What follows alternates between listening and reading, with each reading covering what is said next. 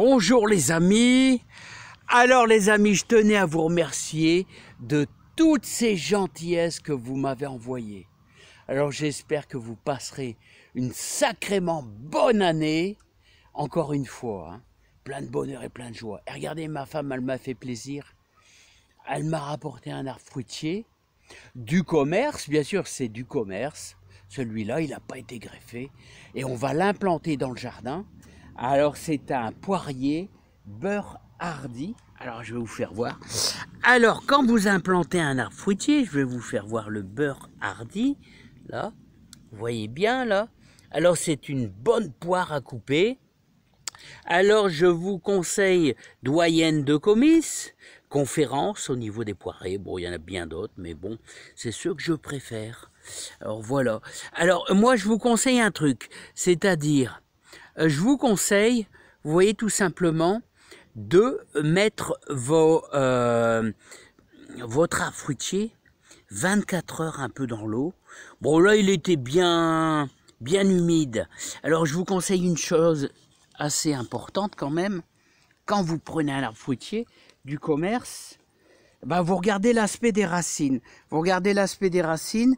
Si ces racines sont sont pas trop séchées, hein, voilà, pas trop séchées, s'il n'y a pas trop de blessures. Vous voyez, les racines ont été un peu coupées, mais il y a quand même pas mal de radicelles, donc ça va bien. Hein, c'est pas mal. Hein. Et vous regardez aussi l'aspect au niveau des bourgeons. Il faut que les bourgeons soient pas trop cassés. Là, hein, c'est-à-dire, là, regardez, on a des petits bourgeons là, ici, comme ici. Et vous en avez aussi là, un petit peu partout. Bon, ça va. Il est pas trop... il est encore bien vivant. Hein. Bon, ce qu'on va faire, c'est qu'on va aller l'implanter. Voilà, on est en période d'hiver. C'est impeccable. Hein, voilà. Bon, c'est vrai qu'il y a un petit peu de gelée, mais ma foi, pour un fruitier qui est au repos, végétatif, c'est pas très grave. Hein. Donc, vérifiez bien les racines, qu'elles sont pas trop séchées, qu'elles étaient dans un terreau un peu humide quand même. Hein, autrement, bon, vous avez des chances que ça meure. Hein. Allez, on se rejoint là-bas. Donc, pourquoi je le mets 24 heures dans l'eau, tout simplement, hein. Hein, c'est pour dire de le régénérer, tout simplement, bon, et qui reprenne un petit peu, qui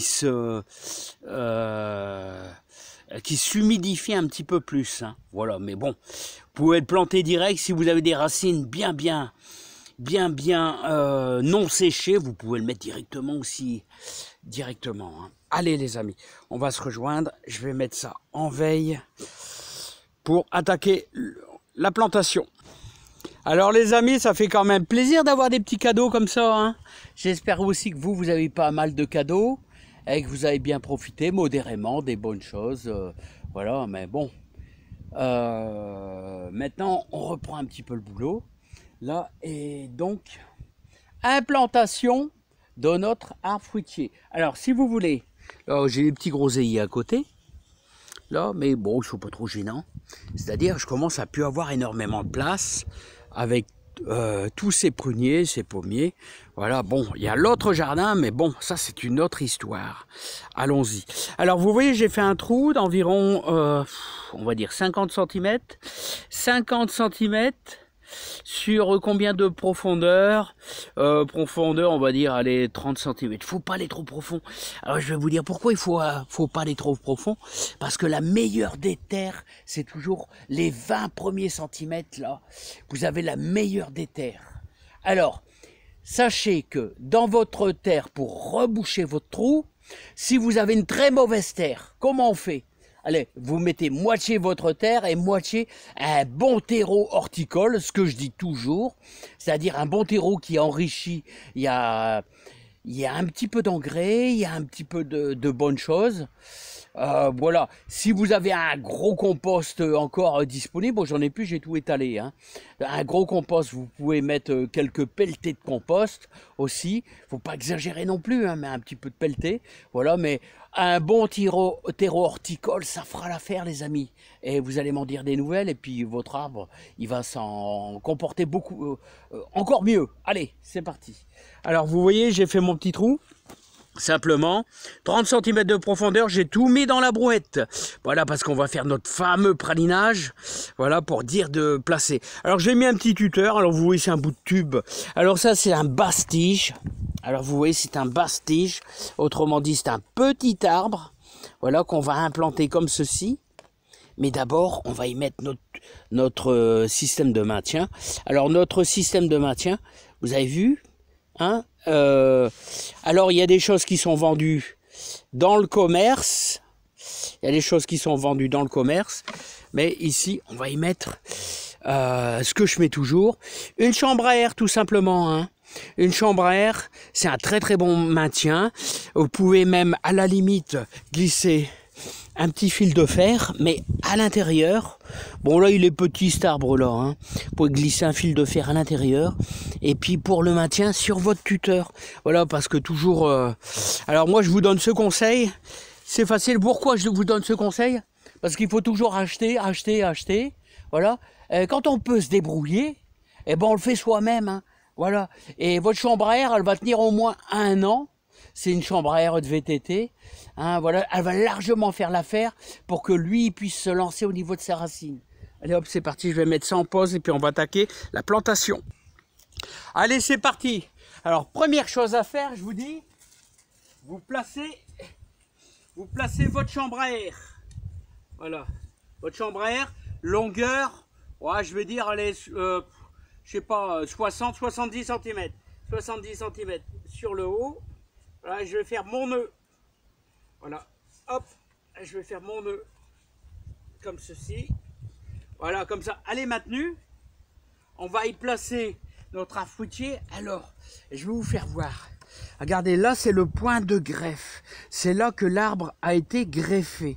Donc, il ne faut pas que cette partie-là se retrouve... Vous devez l'implanter jusque là. Vous voyez, jusqu'ici. Là. Mais votre point de greffe ne doit pas être enterré, voilà. Il doit être visible. Vous l'enterrez jusque là. Voilà, quasiment, en gros.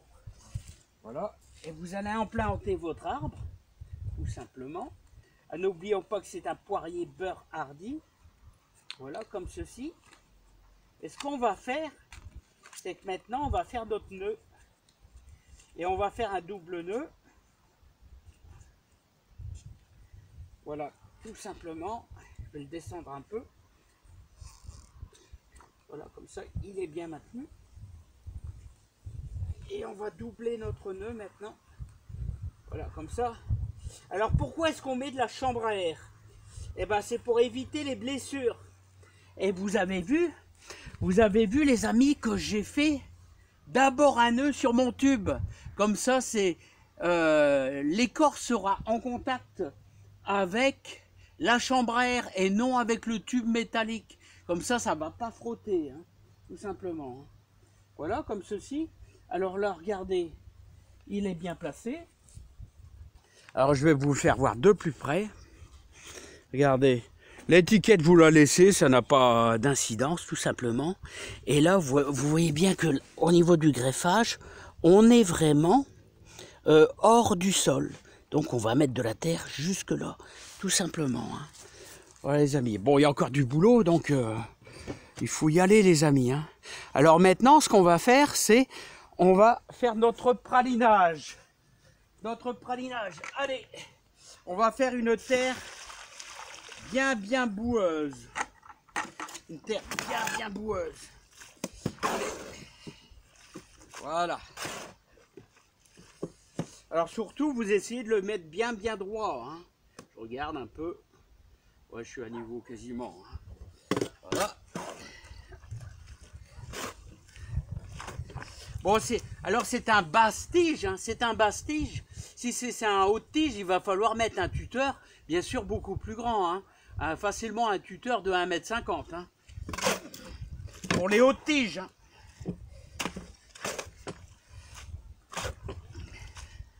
Alors vous voyez, on est en train de faire une belle bouillasse. Hein. Voilà. Voilà tout simplement. Et on implante notre eau bien boueuse. Alors il n'y aura pas besoin de mouiller. Voilà.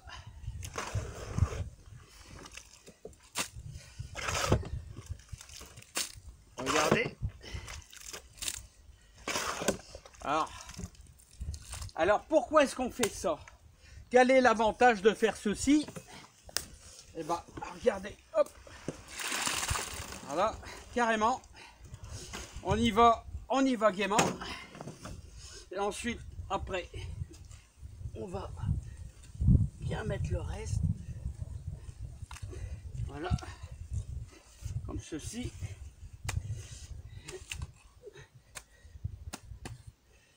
Voilà, c'est toute la terre du trou. Voilà. Et vous voyez que le point de greffe, on pourra rajouter un petit peu de terre ici manquante. Voilà. Alors vous voyez, notre arbre est implanté.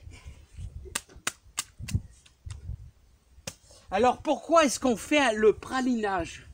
Alors le pralinage est très important, ça permet de chasser l'air. Vous chassez l'air de la terre pour une meilleure reprise. Là, il n'y a plus besoin de mouiller. Tout l'hiver, tout le printemps, vous laissez comme ça.